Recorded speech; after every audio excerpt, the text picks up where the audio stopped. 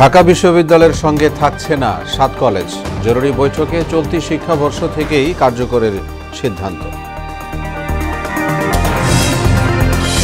ইবতেদায়ী মাদ্রাসা জাতীয়করণ সহ ৬ দাবিতে শিক্ষকদের ২৪ ঘণ্টার আলটিমেটাম। না মানলে স্বরাষ্ট্র মন্ত্রণালয়ে ঘেরাওয়ের হুঁশিয়ারি। দ্রুত নির্বাচন সহ ১০ দাবিতে বিএনপি ইসলামী আন্দোলন ঐক্যমত। ফ্যাসিবাদের বিরুদ্ধে এক থাকার প্রত্যয়।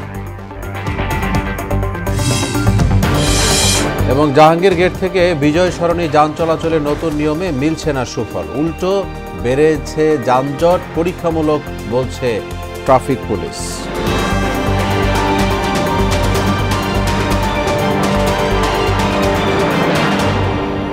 আসসালামু আলাইকুম। আমন্ত্রণ মোহনা সংবাদে এতক্ষণ শুনছিলেন শিরোনাম, সঙ্গে আছি মোহাম্মদ ওয়ালিউল্লাহ। এবার বিস্তারিত। অধিভুক্ত ৭ কলেজের স্নাতক প্রথম বর্ষের ভর্তি পরীক্ষা আর ঢাকা বিশ্ববিদ্যালয়ের অধীনে হবে না। ২০২৪-২৫ শিক্ষাবর্ষ থেকেই এ সিদ্ধান্ত কার্যকর হবে। সোমবার বিশ্ববিদ্যালয়ের সভাকক্ষে ঢাবি প্রশাসনের সঙ্গে ৭ কলেজের অধ্যক্ষদের জরুরি সভায় এ সিদ্ধান্ত হয়। বিস্তারিত কাজী পাপুর রিপোর্টে। ঢাকা বিশ্ববিদ্যালয় থেকে নিজেদের আলাদা করা সহ নানা দাবিতে রোববার রাতে বিশ্ববিদ্যালয়ের প্রভিসির বাসভবন ঘেরাও কর্মসূচির ডাক দেয় অধিভুক্ত ৭ কলেজের শিক্ষার্থীরা। এতে রাতভর ঢাবি শিক্ষার্থীদের সঙ্গে তাদের সংঘর্ষের ঘটনা ঘটে। অবশেষে তাদের সেই দাবি পূরণ হলো। সোমবার ঢাবি উপাচার্যের সঙ্গে ৭ কলেজের অধ্যক্ষের বৈঠক শেষে এমনটা জানান ঢাবি উপাচার্য। অনারেবল সেপারেশনের পথে যাচ্ছি, যেটি আমাদের ঢাকা বিশ্ববিদ্যালয়ের শিক্ষার্থী এবং ৭ কলেজের শিক্ষার্থীদের একটি কমন দাবি। অর্থাৎ ২০২৪-২৫ শিক্ষাবর্ষ থেকেই ঢাকা বিশ্ববিদ্যালয়ের অধীনে আর ভর্তি না নেওয়ার ব্যাপারে সিদ্ধান্ত গ্রহণ করা হয়েছে। আসন সংখ্যা ও ভর্তি ফি নির্ধারণ সহ যাবতীয় বিষয়ে মন্ত্রণালয় কর্তৃক গঠিত যে বিশেষজ্ঞ কমিটি, তারাই সিদ্ধান্ত গ্রহণ করবে।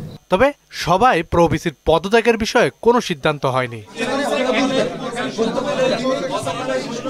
এর আগে দাবি না মানলে কঠোর কর্মসূচি ঘোষণার হুঁশিয়ারি দেন আন্দোলনরত ৭ কলেজের শিক্ষার্থীরা। অতি সত্বর ৭ কলেজের এই যে সংকট, সেই সংকটের সমাধান করতে হবে। প্রায় ৮ বছর আগে জাতীয় বিশ্ববিদ্যালয়ের অধীনে থাকা রাজধানীর ৭টি বড় সরকারি কলেজকে ঢাকা বিশ্ববিদ্যালয়ে অধিভুক্ত করা হলেও সমস্যাগুলো কাটেনি। এর প্রেক্ষিতে স্বতন্ত্র বিশ্ববিদ্যালয়ের দাবিতে আন্দোলন করে আসছিলেন এসব কলেজের শিক্ষার্থীরা। কাজী পাপ্পু, মোহনা সংবাদ, ঢাকা। মধ্যরাতে ৭ কলেজ আর ঢাকা বিশ্ববিদ্যালয়ের শিক্ষার্থীদের মারামারির ঘটনাকে অনাকাঙ্ক্ষিত বলে মন্তব্য করেছেন আইন উপদেষ্টা আসিফ নজরুল।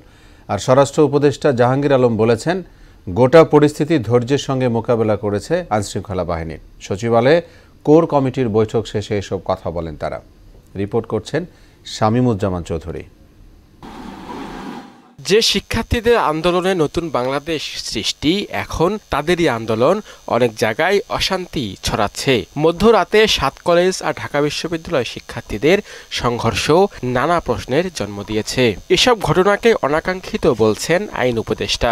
এগুলি তো অনাকাঙ্ক্ষিত, এগুলি অ্যাভয়েড করার জন্য আমাদেরকে আরো বেশি উদ্যোগ নেওয়ার আমরা চেষ্টা করব। আন্দোলন সামাল দিতে পুলিশের কৌশল নিয়েও প্রশ্ন উঠেছে। আন্দোলনকারীদের ওপর চড়াও হওয়া ছাড়া কোথাও কোথাও ঢিলেঢালা আচরণ করছে পুলিশ। স্বরাষ্ট্র উপদেষ্টার দাবি, সব পরিস্থিতি পুলিশ ধৈর্য সহকারে নিয়ন্ত্রণ করছে। সবাইকে ধৈর্যের সাথে আমাদের এইগুলি মোকাবেলা করতে হবে।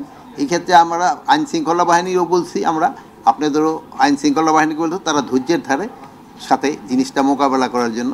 এবং আমাদের ছাত্র ভাইদেরও আমরা অনুরোধ করব, প্রত্যেকটা জিনিস একটু ধৈর্যের সাথে এবং আলোচনার মাধ্যমে যেন সমস্যাটা সমাধান হয়, ওই দিকে যেতে হবে। দাবি আদায়ে জনভোগান্তি সৃষ্টি না করতে সবার প্রতি আহ্বান জানান তিনি। রাস্তাঘাটের এটা বন্ধ করলে একটা যানজটের হয়, এটা কিন্তু জনগণ কিন্তু একটা দুর্ভোগের ভিতরে পড়ে। অনেক সময় আছে যে ভালো পেশেন্ট যাচ্ছে, সে যেতে পারতেছে না, এটা আপনারা নিজেরও তো রিয়েলাইজ করেন। এই শাহবাগ মোড়ে হলে, যেখানে দেখে 2টা বড় হসপিটাল, পেশেন্টরাই কিন্তু সবচেয়ে সাফার করে সবচেয়ে বেশি। আইন শৃঙ্খলা পরিস্থিতি আরো উন্নতির চেষ্টা চলছে বলেও জানান স্বরাষ্ট্র উপদেষ্টা। মন্ত্রণালয়ের সাথে তাদের যে দাবি দেওয়াটা আছে, ওটা তাদের সাথে যোগাযোগ করে ওইটাকে সলভ করে নেওয়া। শামীমুজ্জামান চৌধুরী, মোহনা সংবাদ, ঢাকা। এদিকে স্বতন্ত্র ইবতেদায়ী মাদ্রাসা জাতীয়করণ সহ ৬ দফা দাবি আদায়ে ২৪ ঘন্টার আলটিমেটাম দিয়েছেন আন্দোলনরত শিক্ষকরা। তাদের পক্ষে ঢাকা বিশ্ববিদ্যালয়ের আন্তর্জাতিক সম্পর্ক বিভাগের অধ্যাপক রুহুল আমিন এ ঘোষণা দেন। ঘোষিত সময়ের মধ্যে দাবি মানা না হলে স্বরাষ্ট্র মন্ত্রণালয়ে ঘেরাও করার হুঁশিয়ারিও দেন তারা। সুরাইয়া মুন্নির প্রতিবেদন। ৬ দফা দাবিতে শাহবাগের জাতীয় জাদুঘর সংলগ্ন এলাকায় অবস্থান নেন ইফতেদায়ী মাদ্রাসা শিক্ষকরা। কর্মসূচিতে ২৪ ঘন্টার আলটিমেটাম দিয়ে বক্তব্য রাখেন স্বতন্ত্র ইফতেদায়ী মাদ্রাসা শিক্ষক ঐক্যজোটের নেতারা। এর আগে জাতীয় প্রেস ক্লাবের সামনে ৮ দিন ধরে অবস্থান করেন তারা। দাবি নিয়ে রোববার দুপুরে প্রধান উপদেষ্টার বাসভবনের দিকে যাওয়ার পথে পুলিশি হামলার শিকার হয়ে আহত হন ৩০ থেকে ৪০ জন শিক্ষক। প্রধান শিক্ষক তিনি জলকামানের সাথে যুদ্ধ করতে করতে প্রায় ১ ঘন্টা ধরে যুদ্ধ করার পরে সে সেন্সলেস হয়ে পড়ে যায়। জাতীয়করণের দাবিকে উদ্দেশ্য করে স্মারকলিপি দিতে যাওয়ার পথেই নৃশংসভাবে হায়েনার মতো একদল পুলিশ আমাদের উপর অতর্কিত হামলা চালায়। জাতীয়করণ যতক্ষণ পর্যন্ত না আদায় হয় ততক্ষণ পর্যন্ত এই মাঠ আমরা ছাড়ব না। আন্দোলন বাস্তবায়ন কমিটির যুগ্ম আহ্বায়ক হাফিজ মাওলানা আব্দুল হান্নান জানান, সরকারের উচ্চ পর্যায়ের একটি টিম এ বিষয়ে সিদ্ধান্ত জানানোর প্রতিশ্রুতি দিলেও তা বাস্তবায়ন হয়নি। প্রাইমারি স্কুলে সরকারিভাবে যে ভবন বিভিন্ন দেওয়া হচ্ছে, আমাদের সেটি দিতে হবে। দাবি আদায়ে আন্দোলনরত শিক্ষকদের পক্ষে আলটিমেটাম ঘোষণা করেন ঢাকা বিশ্ববিদ্যালয়ের এই শিক্ষক। ২৪ ঘন্টা সময় দিচ্ছে সমন্বয়কেরা। শিক্ষা সচিব অনতিবিলম্বে ইফতেদায়ী মাদ্রাসার শিক্ষক শিক্ষিকাদের বক্তব্য শুনুন, তাৎপর্য বুঝুন এবং আমি আহ্বান করব একজন দায়িত্বশীল নাগরিক হিসেবে যদি তাদের দাবি দেওয়া যৌক্তিক হয় অনতিবিলম্বে তা পালন করুন এবং মেনে নিন। বিষয়টি দ্রুত সুরাহা না হলে বড় আন্দোলনের ডাক আসতে পারে বলেও জানান তিনি। সুরাইয়া মুন্নি, মোহনা সংবাদ, ঢাকা। জামাতে ইসলামীর আমিরের সাক্ষাতের ১ সপ্তাহের মধ্যেই ইসলামী আন্দোলন বাংলাদেশের আমিরের সঙ্গে বৈঠক করল বিএনপি। এতে প্রয়োজনীয় সংস্কার শেষে দ্রুত নির্বাচনের ব্যবস্থা, দ্রব্যমূল্যের ঊর্ধ্বগতি রোধ ও আইনশৃঙ্খলা স্বাভাবিক করা সহ ১০ দফার সিদ্ধান্তে দুই দল একমত হয়েছে বলে জানালেন দল দুটির শীর্ষ নেতারা। বিস্তারিত তানজিদ ভুঁইয়ার প্রতিবেদনে। ২১ জানুয়ারি বরিশালে ইসলামী আন্দোলনের আমির ও চরমোনাই পীর সৈয়দ রেজাউল করিমের সঙ্গে বৈঠক করেন জামায়াতে ইসলামীর আমির ডাক্তার শফিকুর রহমান। বিভিন্ন বিষয়ে দল দুটির মতভিন্নতার কারণে ওই বৈঠক রাজনৈতিক অঙ্গনে কৌতূহলের জন্ম দেয়। জামায়াত আমিরের এই বৈঠকের ১ সপ্তাহের মধ্যে পুরানা পল্টনে ইসলামী আন্দোলনের কার্যালয়ে দলের ভাইস চেয়ারম্যান বরকতুল্লাহ বুলুকে সঙ্গে নিয়ে আসেন বিএনপি মহাসচিব মির্জা ফখরুল ইসলাম আলমগীর। পরে দল দুটির শীর্ষ নেতাদের মধ্যে আলোচনা চলে প্রায় ২ ঘন্টা। বৈঠক শেষে গণমাধ্যমে ব্রিফিং করেন বিএনপি মহাসচিব ও ইসলামী আন্দোলনের আমির মুফতি সৈয়দ রেজাউল করিম। খুব বেশি সময়টা না নিয়ে যৌক্তিক সময়টা আমরা বলেছি ১ থেকে ১.৫ বছরের মধ্যে। ৬ মাস তো প্রায় চলেই গেল, আর ১ বছরের মধ্যেই সুন্দর একটা জাতীয় নির্বাচনের ব্যবস্থা করবে, এটাই আসলে মূলত আমাদের কথা। এ সময় বিএনপি মহাসচিব জানান, ইসলামী আন্দোলনের আমিরের সঙ্গে আলোচনা ফলপ্রসূ হয়েছে। আধিপত্যবাদ, সম্প্রসারণবাদ ও সাম্রাজ্যবাদ, মুক্ত, স্বাধীন, সার্বভৌম, টেকসই গণতান্ত্রিক কল্যাণমূলক রাষ্ট্র গঠনে জাতীয় ঐক্য গড়ে তোলা, দুর্নীতিবাদ, সন্ত্রাসী, খুনি ও টাকা পাচারকারীদের দ্রুত বিচারের আওতায় এনে দৃষ্টান্তমূলক শাস্তি ব্যবস্থা করা, ভোটাধিকার সহ সকল মানবাধিকার রক্ষায় জাতীয় ঐক্যমত গড়ে তোলা, ন্যূনতম প্রয়োজনীয় সংস্কার শেষ করে দ্রুত সময়ের মধ্যে সুষ্ঠু গ্রহণযোগ্য নির্বাচনের ব্যবস্থা করা। আওয়ামী ফ্যাসিবাদ বিরোধী সকল শক্তি দেশ পুনর্গঠনে ঐক্যবদ্ধভাবে কাজ করবে। ফ্যাসিবাদ বিরোধী শক্তিগুলো আগামী একে অপরের বিরুদ্ধে আঘাত করে কথা বলবে না। এখন থেকে ফ্যাসিবাদ বিরোধী শক্তিগুলো পরস্পরের বিরুদ্ধে আক্রমণাত্মক কথা বলবে না বলেও জানান তিনি। আগামীতে যাতে আমেরিকার মতো আর কোনো ফ্যাসিবাদী শক্তি ক্ষমতায় আসতে না পারে সে ব্যাপারে আমরা রাজনৈতিকভাবে ঐক্যবদ্ধ থাকবো। ইসলামী শরিয়া বিরোধী কোনো সিদ্ধান্ত নেওয়া হবে না এবং ইসলাম বিরোধী কোনো কথা কেউ বলবে না। প্রশাসনে এখন বিদ্যমান আওয়ামী ফ্যাসিবাদের দোষরদের দ্রুত অপসারণ করা। তানজিদ ভুঁইয়া, মোহনা সংবাদ, ঢাকা। ১৭ বছরে অসংখ্য মামলায় নাজেহাল হয়েছেন ৩ বারের প্রধানমন্ত্রী বিএনপি চেয়ারপারসন খালেদা জিয়া। একই অবস্থা দলের ভারপ্রাপ্ত চেয়ারম্যান তারেক রহমানের। দুজনের আইনজীবী ব্যারিস্টার কায়সার কামালের মতে, জিয়া পরিবারকে হয়রানি ও অপদস্থ করতেই মিথ্যা মামলায় হয়রানি করেছেন শেখ হাসিনা। তবে মামলার কারণে জিয়া পরিবারের সদস্যরা নির্বাচনে বাধার সম্মুখীন হবে না বলে মনে করেন তিনি। খালেদা জিয়া ও তারেক রহমানের মামলা নিয়ে কাজী পাপ্পুর রিপোর্ট। 2007 সালের তত্ত্বাবধায়ক সরকার এবং 2008 সালে আওয়ামী লীগ সরকারের আমলে 37টি মামলা হয় তিনবারের সাবেক প্রধানমন্ত্রী বেগম খালেদা জিয়ার নামে, যার মধ্যে বেশিরভাগই নাশকতা ও মানহানির মামলা। বেশি আলোচনা সমালোচনা হয় জিয়া অরফানেজ ও চ্যারিটেবল ট্রাস্ট দুর্নীতি মামলা নিয়ে। দুই মামলাতেই কারাবরণ করতে হয়েছে বেগম জিয়াকে। গেল বছরের 5 আগস্ট শেখ হাসিনা সরকার পতনের পর বিএনপি চেয়ারপারসনের বিরুদ্ধে নাশকতা ও মানহানির 32টির মধ্যে 23 মামলা খারিজ হয়ে গেছে, এখনো বাকি 9টি। আর দুর্নীতির 5 মামলার 4টিতেই পেয়েছেন খালাস, বাকি রয়েছে নাইকো দুর্নীতি মামলা। খালেদা জিয়ার আইনজীবী ব্যারিস্টার কায়সার কামাল বলেন, রাজনৈতিক প্রতিহিংসার কারণে মিথ্যা মামলায় জড়ানো হয়েছে বিএনপি চেয়ারপারসনকে। জনপ্রিয়তায় বেগম খালেদা জিয়ার জন্য কাল জিয়া পরিবারকে কলুষিত এবং ধ্বংস করার জন্য খুব স্পেসিফিক্যালি এই মামলাটা বেছে নিয়েছিল। ফ্যাসিস্ট রেজিম যখন থাকে ক্ষমতায়, আর মরহুম মাহবুবা আলম আইনের অপব্যাখ্যা দিয়ে রাষ্ট্রযন্ত্রকে ব্যবহার করে গায়ের জোরে বেগম খালেদা জিয়াকে নির্বাচন থেকে দূরে রেখেছেন। কেন? কারণ বেগম খালেদা জিয়া দাঁড়ানো মানেই পাস। এদিকে 21শে আগস্ট গ্রেনেড হামলা, অর্থ পাচার, মানহানি ও রাষ্ট্রদ্রোহের অভিযোগে সারা দেশে 80টির বেশি মামলা হয়েছে বিএনপির ভারপ্রাপ্ত চেয়ারম্যান তারেক রহমানের নামে। এর মধ্যে অধিকাংশ মামলা নিষ্পত্তি হয়েছে, যার মধ্যে রয়েছে জিয়া অরফানেজ ট্রাস্ট দুর্নীতি ও 21শে আগস্ট গ্রেনেড হামলা মামলার রায়। এখনো তার বিরুদ্ধে মামলা রয়েছে 18টি। আইনজীবী কায়সার কামাল জানান, মামলার নিষ্পত্তি হওয়ার সঙ্গে তারেক রহমানের দেশে ফেরার কোনো সম্পর্ক নেই। তিনি আইনের প্রতি শ্রদ্ধাশীল, আস্থাশীল আছেন বিধায়ী তো এটা মামলাগুলা দেশে আসা না আসার ক্ষেত্রে কোনো ধরনের কোনো বাধা না। এটা হয়তো কেউ কেউ ব্যাখ্যা অপব্যাখ্যা বা অনেক কিছু বলতে পারে। জনগণ প্রত্যাশা করছে, নেতাকর্মীরা প্রত্যাশা করছে, সবার আবেগের প্রতি তিনি শ্রদ্ধাশীল এবং দেশে আসার বিষয়ে তিনি প্রয়োজনীয় পদক্ষেপ নেবেন যথাসময়ে। বিএনপি ক্ষমতায় গেলে মানুষের বাকস্বাধীনতা ও বিচার বিভাগের স্বচ্ছতা নিশ্চিত হবে বলে আশা জানান ব্যারিস্টার কায়সার কামাল। বিএনপি নীতিগতভাবে আইনের শাসনে বিশ্বাসী আর দেশের প্রচলিত আদালতের প্রতি শ্রদ্ধাশীল, আস্থাশীল, ন্যায় বিচার চাই। কাজী পাপ্পু, মোহনা সংবাদ, ঢাকা। ঢাকা সেনানিবাসের জাহাঙ্গীর গেট থেকে বিজয় সরণি হয়ে যান চলাচলের নতুন নিয়মের সুফল মিলছে না। যানজট কমার পরিবর্তে উল্টো বেড়েছে। যদিও ট্রাফিক পুলিশ বলছে পরীক্ষামূলক পর্যায়ে থাকায় শুরুতে কিছুটা বিড়ম্বনা থাকলেও চালকেরা সচেতন হলে ধীরে ধীরে সুফল পাবে নগরবাসী। এসইউ সেলিমের প্রতিবেদন। অপরিকল্পিত নগরায়ন, জনসংখ্যা বৃদ্ধি এবং সড়কের তুলনায় যানবাহনের সংখ্যা বেশি হওয়ায় রাজধানীতে বাড়ছে যানজটের দুর্ভোগ। চালকের খামখেয়ালিপনা তো আছেই। তথ্যমতে ঢাকা শহরে 73টি মোড়ে আটকে প্রতিদিন কর্মঘণ্টা নষ্টের আর্থিক ক্ষতির পরিমাণ 98,000 কোটি টাকা, আর বাড়তি জ্বালানি পড়ছে প্রায় 11,000 কোটি টাকার।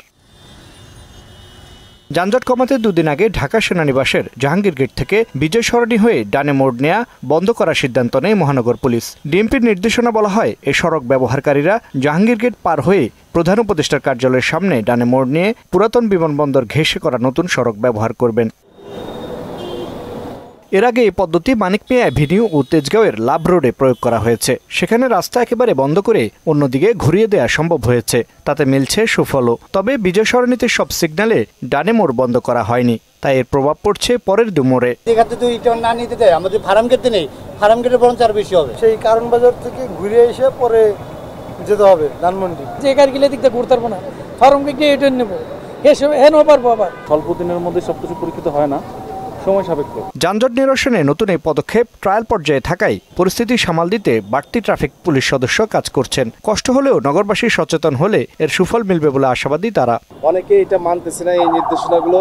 আশা করা যায় যে যেমন মানিক মিয়া এভিনিউতে দেওয়া আছে, আবার আমাদের লাভ রোডে দেওয়া আছে, এই ক্রসিংগুলো দেওয়া আছে। আমরা চেষ্টা করতেছি, সর্বোত্তম চেষ্টা করতেছি যে আমরা সফল হওয়ার জন্য চেষ্টা করতেছি। তবে এটা দিয়ে আসলে ভালো হয়েছে, অনেকে হুটহাট চলে যেতে পারবে। এটা যদি চলমান থাকে সবসময় গাড়ি চলবে, কোনো সিগন্যাল দেওয়ার প্রয়োজন হবে না। নগরবাসীর বড় অংশ নতুন নিয়মের বিষয়টি না জানায় বিজয় সরণির দিকে আসা যানবাহন ডানে মোড় নেওয়া বন্ধ করতে সিগন্যাল ছাড়ার মুহূর্তে রশি টানিয়ে দেওয়া হচ্ছে। এরপরও অনেক চালককে ট্রাফিক পুলিশের সাথে বাকবিতণ্ডায় জড়াতে দেখা যায়। এসইউ সেলিম, মোহনা সংবাদ, ঢাকা। আজও বিশ্বের দূষিত বাতাসের শহরের তালিকায় শীর্ষে উঠে এসেছে রাজধানী ঢাকা। আর এই মাত্রার বাতাস জনস্বাস্থ্যের জন্য চরম ঝুঁকিপূর্ণ। বিশেষত শ্বাস প্রশ্বাসজনিত সমস্যায় ভুগছেন এমন ব্যক্তিদের জন্য এই বাতাস খুবই ঝুঁকিপূর্ণ। সকাল 9:54 295 AQI স্কোর নিয়ে দূষণে 123 শহরকে ছাড়িয়ে গেছে জনবহুল ঢাকা।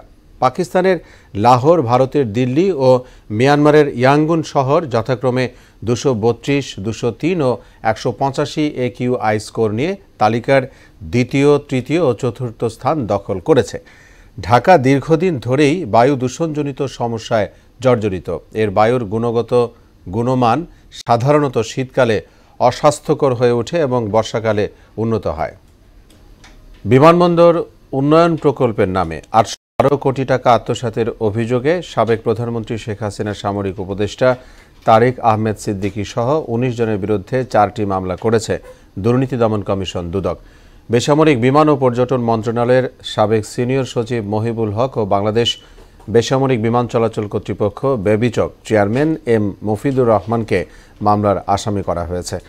বিকেলে দুদক কার্যালয়ে সংবাদ সম্মেলনে সংস্থাটির মহাপরিচালক মোহাম্মদ আখতার হোসেন এ তথ্য জানান।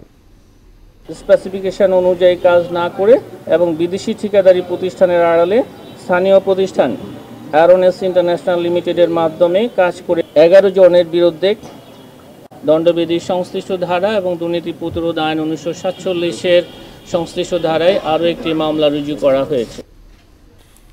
দেশের বাইরের খবর। চলতি সপ্তাহে আরও 6 জিম্মিকে মুক্তি দেবে হামাস। বিনিময়ে বাস্তুচ্যুত ফিলিস্তিনিদের আজ থেকে উত্তর গাজায় ফেরার অনুমতি দিয়েছে ইসরায়েল। নেটজারিম করিডোর খুলে দেয়ায় নিজ এলাকায় ফিরতে শুরু করেছেন বাস্তুচ্যুত ফিলিস্তিনিরা। এদিকে গাজার ধ্বংসস্তূপ থেকে আরও 14 জনের লাশ উদ্ধার করা হয়েছে। আর দক্ষিণ লেবাননে সাধারণ মানুষের উপর গুলি চালিয়ে অন্তত 15 জনকে হত্যা করেছে ইসরায়েলি সেনারা। কাজী শাহরিনের ডেস্ক রিপোর্ট।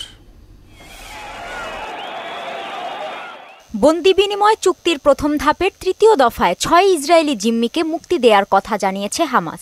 এর বিনিময়ে বাস্তুচ্যুত ফিলিস্তিনিদের উত্তর গাজায় ফেরার অনুমতি দিয়েছে ইসরায়েল। এদিকে নেটজারিম করিডোর খুলে দেয়ায় দীর্ঘ 15 মাস পর নিজ নিজ এলাকায় ফিরতে শুরু করেছে ফিলিস্তিনিরা।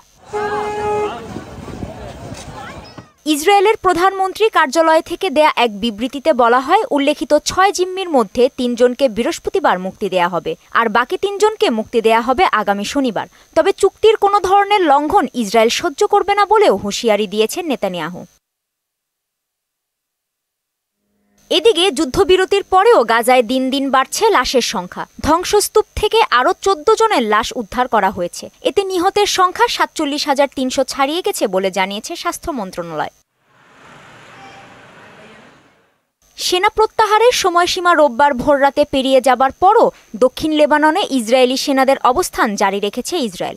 এমন পরিস্থিতিতে লেবাননের সীমান্তবর্তী গ্রামে বাসিন্দারা বাড়িতে ফেরার চেষ্টা করলে ইসরায়েলি সেনাদের গুলিতে অন্তত 15 জন নিহত হয়েছেন, আহত হয়েছে প্রায় 100। এদিকে দক্ষিণ লেবাননকে হিজবুল্লাহ অস্ত্রমুক্ত করার জন্য লেবানন এখন পর্যন্ত যুদ্ধবিরতি চুক্তি পুরোপুরি কার্যকর করেনি বলে অভিযোগ করেছে ইসরায়েল। আর এ কারণে দক্ষিণ লেবাননের সেনা মোতায়েন রাখার কথা জানিয়েছে দেশটি। কাজী শাহরিন, মোহনা সংবাদ।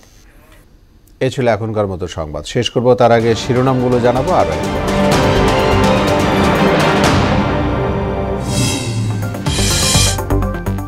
ঢাকা বিশ্ববিদ্যালয়ের সঙ্গে থাকছে না 7 কলেজ। জরুরি বৈঠকে চলতি শিক্ষাবর্ষ থেকেই কার্যকরের সিদ্ধান্ত। ইবতেদায়ী মাদ্রাসা জাতীয়করণ সহ 6 দাবিতে শিক্ষকদের 24 ঘন্টার আলটিমেটাম, না মানলে স্বরাষ্ট্র মন্ত্রণালয়ে ঘেরাওয়ের হুঁশিয়ারি। দ্রুত নির্বাচন সহ 10 দাবিতে বিএনপি ইসলামী আন্দোলন ঐক্যমত, ফ্যাসিবাদের বিরুদ্ধে এক থাকার প্রত্যয়। এবং জাহাঙ্গীর গেট থেকে বিজয় সরণি যান চলাচলে নতুন নিয়মে মিলছে না সুফল, উল্টো বেড়েছে যানজট, পরীক্ষামূলক বলছে ট্রাফিক পুলিশ।